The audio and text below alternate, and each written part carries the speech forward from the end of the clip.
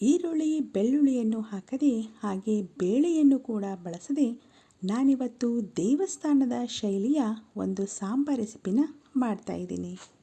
ಈ ಸಾಂಬಾರನ್ನು ನೀವು ಇಡ್ಲಿಗೂ ಕೂಡ ಉಪಯೋಗಿಸ್ಬೋದು. ಒಂದ್ಸಲ ಈ ರೆಸಿಪಿನ ಮಾಡಿ ನೋಡಿ, ಹಾಗೆ ಹೇಗೆ ಬಂದಿದೆ ಅಂತ ನಮಗೆ ತಿಳಿಸಿ. ಎಲ್ಲರಿಗೂ ನಮಸ್ಕಾರ, ವೆಲ್ಕಮ್ ಟು ಪೂವೈಸ್ ವ್ಲಾಗ್ಸ್. ಇವತ್ತು ನಾನು ಮಾಡ್ತಾ ಇರುವಂಥ ರೆಸಿಪಿ ದೇವಸ್ಥಾನ ಶೈಲಿಯ ಸಾಂಬಾರ್. ಇದಕ್ಕೆ ನಾನಿಲ್ಲಿ ಮೊದಲು 2 ಕ್ಯಾರೆಟ್ ಮತ್ತು 2 ಆಲೂಗಡ್ಡೆಯನ್ನು ಈ ರೀತಿಯಾಗಿ ದೊಡ್ಡ ಪೀಸ್ಗಳಾಗಿ ಕತ್ತರಿಸಿ ಅದನ್ನು ಕುದಿಸಿ ಇಟ್ಕೊಂಡಿದ್ದೀನಿ. ನೀವಿಲ್ಲಿ ಯಾವ ತರಕಾರಿಯನ್ನು ಬೇಕಾದರೂ ಸೇರಿಸ್ಕೋಬಹುದು. ನಂತರ ಒಂದು ಫ್ರೈಯಿಂಗ್ ಪ್ಯಾನ್ಗೆ 2 ಟೇಬಲ್ ಸ್ಪೂನಷ್ಟು ಎಣ್ಣೆಯನ್ನು ಸೇರಿಸ್ಕೊಳ್ಳಿ. ಈ ಎಣ್ಣೆ ಸ್ವಲ್ಪ ಬಿಸಿ ಆದಮೇಲೆ ಇದಕ್ಕೆ 1 ಟೇಬಲ್ ಸ್ಪೂನಷ್ಟು ಉದ್ದಿನಬೇಳೆ ಹಾಗೆ 1 ಟೇಬಲ್ ಸ್ಪೂನಷ್ಟು ಕಡಲೆಬೇಳೆಯನ್ನು ಸೇರಿಸ್ಕೊಂಡು ಇವೆರಡು ಸ್ವಲ್ಪ ಗೋಲ್ಡನ್ ಬ್ರೌನ್ ಕಲರ್ ಬರೋವರೆಗೂ ಚೆನ್ನಾಗಿ ರೋಸ್ಟ್ ಮಾಡ್ಕೋಬೇಕಾಗತ್ತೆ. ಲೋ ಫ್ಲೇಮಲ್ಲೇ ಇಟ್ಕೊಂಡು ಇವುಗಳನ್ನು ಚೆನ್ನಾಗಿ ರೋಸ್ಟ್ ಮಾಡ್ಕೊಳ್ಳಿ. ನಂತರ ಇದಕ್ಕೆ ಸ್ವಲ್ಪ ಕರಿಬೇವಿನ ಸೊಪ್ಪನ್ನು ಸೇರಿಸ್ಕೋಬೇಕು. ನಂತರ ಇದಕ್ಕೆ 10 ರಿಂದ 12 ಕೆಂಪು ಮೆಣಸಿನಕಾಯಿಯನ್ನು ಸೇರಿಸ್ಕೊಳ್ಳಿ. ನಿಮಗೆ ಖಾರ ಸ್ವಲ್ಪ ಜಾಸ್ತಿ ಬೇಕು ಅಂತ ಅನಿಸಿದರೆ ನೀವು 12 ರಿಂದ 15 ಕೂಡ ಸೇರಿಸ್ಕೋಬಹುದು. ನಂತರ ಇವೆಲ್ಲವನ್ನು ಕೂಡ ಸಣ್ಣ ಉರಿಯಲ್ಲಿ ನೀವು ಚೆನ್ನಾಗಿ ರೋಸ್ಟ್ ಮಾಡ್ಕೋಬೇಕಾಗತ್ತೆ. ನಂತರ ಇದಕ್ಕೆ 2 ಟೀ ಸ್ಪೂನಷ್ಟು ಜೀರಿಗೆಯನ್ನು ಕೂಡ ಸೇರಿಸಿ ಇದನ್ನು ಕೂಡ ಎಣ್ಣೆಯಲ್ಲಿ ಚೆನ್ನಾಗಿ ಫ್ರೈ ಮಾಡ್ಕೋಬೇಕು. ಜೀರಿಗೆಯನ್ನು ಸೇರಿಸಿದ ಮೇಲೆ ಕೇವಲ 1 ನಿಮಿಷ ಅದನ್ನು ಚೆನ್ನಾಗಿ ಫ್ರೈ ಮಾಡಿಕೊಂಡ್ರೆ ಸಾಕಾಗುತ್ತೆ. ನಂತರ ಇದಕ್ಕೆ ಸಣ್ಣ ಕಪ್ ಅಳತೆಯಲ್ಲಿ 1 ಕಪ್ನಷ್ಟು ಹಸಿ ಕೊಬ್ಬರಿ ತುರಿಯನ್ನು ಸೇರಿಸ್ಕೋಬೇಕು. ಹಸಿ ಕೊಬ್ಬರಿ ತುರಿಯನ್ನು ಸೇರಿಸಿದ ಮೇಲೆ ಈ ಹಸಿ ವಾಸನೆ ಹೋಗುವವರೆಗೂ ಇದನ್ನು ಚೆನ್ನಾಗಿ ಫ್ರೈ ಮಾಡ್ಕೋಬೇಕಾಗತ್ತೆ. ಅಂದಾಗ ಈ ಸಾಂಬಾರು ರುಚಿ ಇನ್ನೂ ಚೆನ್ನಾಗಿ ಬರುತ್ತೆ. ನೀವಿಲ್ಲಿ ನೋಡ್ತಾ ಇರ್ಬೋದು, ಈ ರೀತಿಯಾಗಿ ಅದರ ಬಣ್ಣ ಸ್ವಲ್ಪ ಬದಲಾದ ಮೇಲೆ ಅದಕ್ಕೆ ಅರ್ಧ ಟೀ ಸ್ಪೂನಷ್ಟು ಅರಿಶಿಣದ ಪುಡಿಯನ್ನು ಸೇರಿಸಿ ಒಂದು ಸಲ ಇದನ್ನು ಚೆನ್ನಾಗಿ ಮಿಕ್ಸ್ ಮಾಡ್ಕೋಬೇಕಾಗತ್ತೆ. ನಂತರ ಗ್ಯಾಸನ್ನು ಆಫ್ ಮಾಡಿ ಇದಕ್ಕೆ 2 ಟೀ ಸ್ಪೂನಷ್ಟು ಸಾಸಿವೆಯನ್ನು ಕೂಡ ಸೇರಿಸ್ಕೊಳ್ಳಿ. ಈ ರೀತಿಯಾಗಿ ಸಾಸಿವೆಯನ್ನು ಸೇರಿಸ್ಕೊಂಡು ಇದನ್ನು ಕೂಡ ಚೆನ್ನಾಗಿ ಫ್ರೈ ಮಾಡ್ಕೋಬೇಕಾಗತ್ತೆ. ನಂತರ ಒಂದು ಸಣ್ಣ ನಿಂಬೆಹಣ್ಣಿನ ಗಾತ್ರದಷ್ಟು ಹುಣಸೆ ಹಣ್ಣನ್ನು ಸೇರಿಸ್ಕೊಂಡು ನಂತರ ಇದಕ್ಕೆ ಸ್ವಲ್ಪ ಹಿಂಗನ್ನು ಕೂಡ ಸೇರಿಸ್ಕೋಬೇಕು.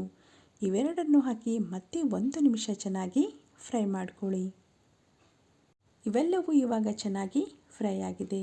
ಇವನ್ನು ಸ್ವಲ್ಪ ಹೊತ್ತು ತಣ್ಣಗಾಗಲು ಬಿಡಬೇಕು. ನಂತರ ಒಂದು ಮಿಕ್ಸರ್ ಜಾರ್ಗೆ ಇವೆಲ್ಲವನ್ನು ಸೇರಿಸ್ಕೊಂಡು ಅದಕ್ಕೆ ರುಚಿಗೆ ತಕ್ಕಷ್ಟು ಅಂದರೆ 1 ಟೇಬಲ್ ಸ್ಪೂನಷ್ಟು ಬೆಲ್ಲವನ್ನು ಸೇರಿಸಿ ಹಾಗೆ ರುಬ್ಬೋದಕ್ಕೆ ಸ್ವಲ್ಪ ನೀರನ್ನು ಸೇರಿಸ್ಕೊಂಡು ಇದನ್ನು ನುಣ್ಣಗೆ ರುಬ್ಕೋಬೇಕಾಗತ್ತೆ. ನೀವಿಲ್ಲಿ ನೋಡ್ತಾ ಇರ್ಬೋದು, ಈ ರೀತಿಯಾಗಿ ನುಣ್ಣಗೆ ಇದನ್ನು ರುಬ್ಕೋಬೇಕು.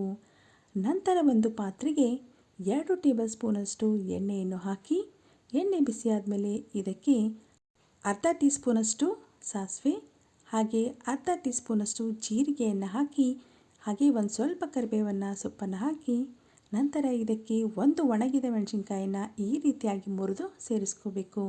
ನಂತರ ಇದಕ್ಕೆ 2 ಮೀಡಿಯಮ್ ಸೈಜ್ ಟೊಮ್ಯಾಟೊವನ್ನು ಈ ರೀತಿಯಾಗಿ ದೊಡ್ಡದಾಗಿ ಕತ್ತರಿಸಿ ಸೇರಿಸ್ಕೊಂಡು ಇದನ್ನು ಕೂಡ 1 ರಿಂದ 2 ನಿಮಿಷ ಎಣ್ಣೆಯಲ್ಲಿ ಚೆನ್ನಾಗಿ ಹುರ್ಕೋಬೇಕಾಗತ್ತೆ. ನಂತರ ಇದಕ್ಕೆ 1/4 ಟೀ ಸ್ಪೂನಷ್ಟು ಅರಿಶಿಣ ಹಾಗೆ ಉಪ್ಪು ಸೇರಿಸ್ಕೊಂಡು ನಂತರ ನಾವು ಈ ಮೊದಲೇ ಬಾಯ್ಲ್ ಮಾಡಿ ಇಟ್ಟಂತಹ ಕ್ಯಾರೆಟ್ ಮತ್ತು ಆಲೂಗಡ್ಡೆಯನ್ನು ಇದಕ್ಕೆ ಸೇರಿಸ್ಕೋಬೇಕಾಗತ್ತೆ. ಈ ರೀತಿಯಾಗಿ ಆಲೂಗಡ್ಡೆ ಮತ್ತು ಕ್ಯಾರೆಟನ್ನು ಸೇರಿಸಿದ ಮೇಲೆ ಇದನ್ನು ಚೆನ್ನಾಗಿ ಮಿಕ್ಸ್ ಮಾಡಬೇಕು. ಹಾಗೆ ಇದನ್ನು ಚೆನ್ನಾಗಿ ಕುದಿಸಬೇಕಾಗತ್ತೆ. 2 ರಿಂದ 3 ನಿಮಿಷ ಇದನ್ನು ಚೆನ್ನಾಗಿ ಕುದಿಸ್ಕೊಳ್ಳಿ. ಸಾಮಾನ್ಯವಾಗಿ ದೇವಸ್ಥಾನದ ಸಾಂಬಾರುಗಳಲ್ಲಿ ಬದನೆಕಾಯಿ ಹಾಗೆ ಬೂದಗುಂಬಳಕಾಯಿ ಮತ್ತು ಮಂಗಳೂರು ಸೌತೆಕಾಯಿಯನ್ನು ಉಪಯೋಗಿಸ್ತಾರೆ. ಆದರೆ ನಾನಿಲ್ಲಿ ಎಲ್ಲರ ಮನೆಯಲ್ಲೂ ಸಾಮಾನ್ಯವಾಗಿ ಇರುವಂತಹ ಕ್ಯಾರೆಟ್ ಮತ್ತು ಆಲೂಗಡ್ಡೆಯನ್ನು ಸೇರಿಸಿ ಈ ಸಾಂಬಾರನ್ನು ಮಾಡ್ತಾಯಿದ್ದೀನಿ. ನೀವು ಬೇಕಾದರೆ ಈ ಹಂತದಲ್ಲಿ ಬೂದಗುಂಬಳಕಾಯಿ ಹಾಗೆ ಮಂಗಳೂರು ಸೌತೆಕಾಯಿಯನ್ನು ಹಾಗೆಯೇ ಸೇರಿಸ್ಕೊಂಡು ಅವನ್ನು ಚೆನ್ನಾಗಿ ಕುದಿಸ್ಕೋಬಹುದು. ನಂತರ ಇದಕ್ಕೆ ನಾವು ಈ ಮೊದಲೇ ಮಾಡಿಟ್ಟುಕೊಂಡಂತಹ ಮಸಾಲೆ ಪೇಸ್ಟನ್ನು ಇದಕ್ಕೆ ಸೇರಿಸ್ಕೊಂಡು ಚೆನ್ನಾಗಿ ಮಿಕ್ಸ್ ಮಾಡ್ಕೋಬೇಕಾಗತ್ತೆ. ಇದರ ಹದ ಗಟ್ಟಿ ಅಂತ ಅನಿಸಿದರೆ ಸ್ವಲ್ಪ ನೀರನ್ನು ಸೇರಿಸ್ಕೊಳ್ಳಿ. ನಿಮಗೆ ಯಾವ ಹದಕ್ಕೆ ಬೇಕೋ ಆ ಹದಕ್ಕೆ ನೀವು ಇದನ್ನು ಮಾಡ್ಕೋಬಹುದು. ತುಂಬ ನೀರು ಬೇಕಂದರೆ ನೀವು ಜಾಸ್ತಿನೇ ನೀರನ್ನು ಸೇರಿಸ್ಕೊಳ್ಳಿ. ನಾನಿಲ್ಲಿ ಸ್ವಲ್ಪ ಗಟ್ಟಿಯಾಗಿ ಮಾಡ್ಕೋತಾ ಇದ್ದೀನಿ.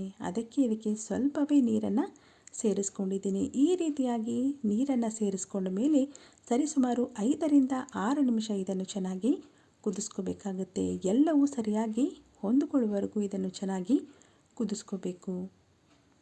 ಈ ರೀತಿಯಾಗಿ 5ರಿಂದ 6 ನಿಮಿಷ ಇದನ್ನು ಚೆನ್ನಾಗಿ ಕುದಿಸಿದ ಮೇಲೆ ಕೊನೆಯಲ್ಲಿ ಒಂದು ಸ್ವಲ್ಪ ಕೊತ್ತಂಬರಿ ಸೊಪ್ಪನ್ನು ಸೇರಿಸ್ಕೊಳ್ಳಿ. ನೀವಿಲ್ಲಿ ನೋಡ್ತಾ ಇರ್ಬೋದು, ಇದು ಇವಾಗ ಚೆನ್ನಾಗಿ ಕುದೀತಾ ಇದೆ. ಹಾಗೆಯೇ ನಾನು ಇದಕ್ಕೆ ಕೊತ್ತಂಬರಿ ಸೊಪ್ಪನ್ನು ಸ್ವಲ್ಪ ಸೇರಿಸಿದ್ದೀನಿ. ಇವಾಗ ದೇವಸ್ಥಾನದ ಶೈಲಿಯ ಸಾಂಬಾರ್ ರೆಡಿಯಾಗಿದೆ. ಇದನ್ನು ಅನ್ನದ ಜೊತೆ ಮಾತ್ರ ಅಲ್ಲದೆ ನೀವು ಇಡ್ಲಿಗೂ ಕೂಡ ಬಳಸ್ಕೋಬೋದು. ಅಷ್ಟೊಂದು ರುಚಿಯಾಗಿರುತ್ತೆ ಈ ಸಾಂಬಾರ್. ಎಲ್ಲದಕ್ಕೂ ಕೂಡ ಚೆನ್ನಾಗಿ ಹೊಂದ್ಕೊಳ್ಳುತ್ತೆ. ಒಂದು ಸಲ ಈ ರೆಸಿಪಿನ ಮಾಡಿ ನೋಡಿ. ಇದರಲ್ಲಿ ನಾವು ಯಾವುದೇ ರೀತಿಯಲ್ಲಿ ಈರುಳ್ಳಿ ಬೆಳ್ಳುಳ್ಳಿಯನ್ನು ಸೇರಿಸಿಲ್ಲ. ಅದಕ್ಕೋಸ್ಕರ ನೀವು ಇದನ್ನು ವ್ರತ ಉಪವಾಸಗಳಲ್ಲೂ ಕೂಡ ಮಾಡ್ಕೋಬಹುದು. ಇದನ್ನು ಬಿಸಿ ಬಿಸಿಯಾಗಿ ಸರ್ವ್ ಮಾಡಿ. ಇದನ್ನು ದಿಢೀರಂತ ಕೇವಲ 10ರಿಂದ 15 ನಿಮಿಷಗಳಲ್ಲೇ ನಾವು ಮಾಡ್ಕೊಂಡು ಬಿಡಬಹುದು. ನಾವು ಮಾಡೋ ರೆಸಿಪೀಸ್ ನಿಮಗೆ ಇಷ್ಟ ಆದರೆ ಪ್ಲೀಸ್ ಲೈಕ್ ಮಾಡಿ, ಹಾಗೆ ನಮ್ಮ ಚಾನಲ್ಗೆ ಸಬ್ಸ್ಕ್ರೈಬ್ ಮಾಡಿ. ಹಾಗೆ ಈ ವಿಡಿಯೋನ ನಿಮ್ಮ ಫ್ರೆಂಡ್ಸ್ ಆ್ಯಂಡ್ ಫ್ಯಾಮಿಲಿ ಮೆಂಬರ್ಸ್ಗೂ ಕೂಡ ಶೇರ್ ಮಾಡಿ.